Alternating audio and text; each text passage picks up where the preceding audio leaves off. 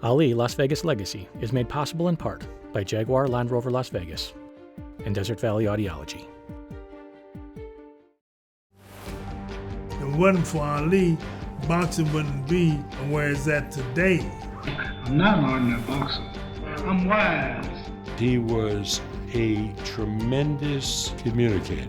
I knew he was special. You don't need a book on Muhammad Ali, you need volumes. I mean, he could be an encyclopedia within himself.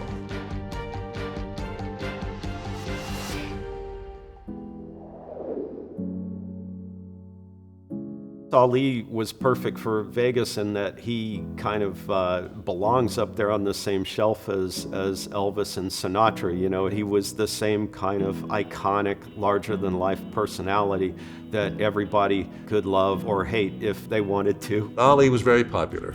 You know, he wasn't so popular when he changed his name to Ali. It caused a little bit of a problem, and when he went through the draft and all the things related to it. But as time went on, he probably became the most beloved guy on the planet. Certainly the most well-known.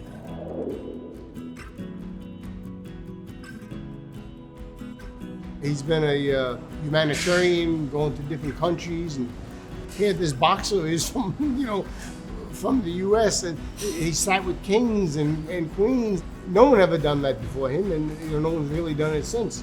Every community in the United States and maybe in the world really benefited from Ali and what Ali stood for. He always stood up for the right. When people did wrong, he stood for that. When people did right, he stood for that. He gave hope to so many people, even that if you believe in yourself, you can accomplish it. He traveled around the world raising money for causes. He always signed autographs, and he played with kids. And he did those kinds of things. And I think that it touched the hearts of the world.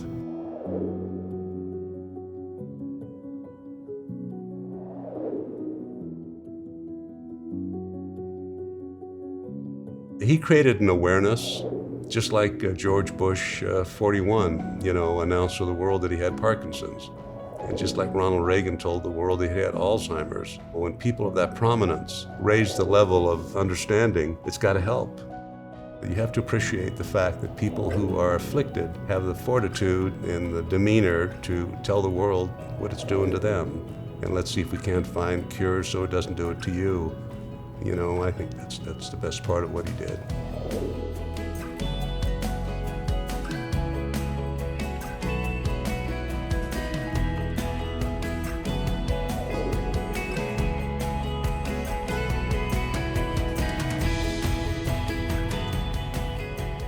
The name of the project is the Muhammad Ali Childhood Home Museum, which is in Louisville, Kentucky. It's the home where Muhammad Ali, then known as Cassius Clay, grew up. I was on Yahoo, and it said right across the ticker, Muhammad Ali's childhood home in Louisville, Kentucky is up for sale. And it was all broken down, beat up. I knew right away that I had to do something. So that night I called a realtor in Louisville, told him to make an offer on the property. We purchased the property, and we restored it to the way it looked in the 1940s. I think he made an incredible difference.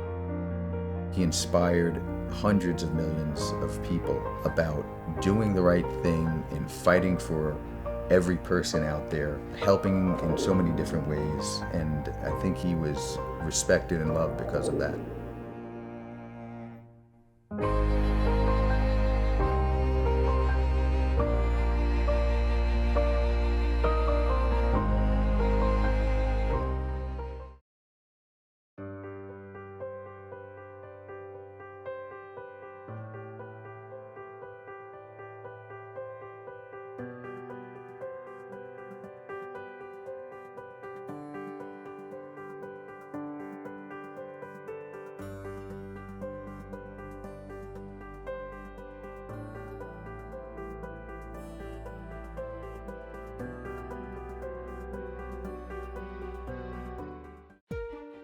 Ali Las Vegas Legacy is made possible in part by Jaguar Land Rover Las Vegas and Desert Valley Audiology.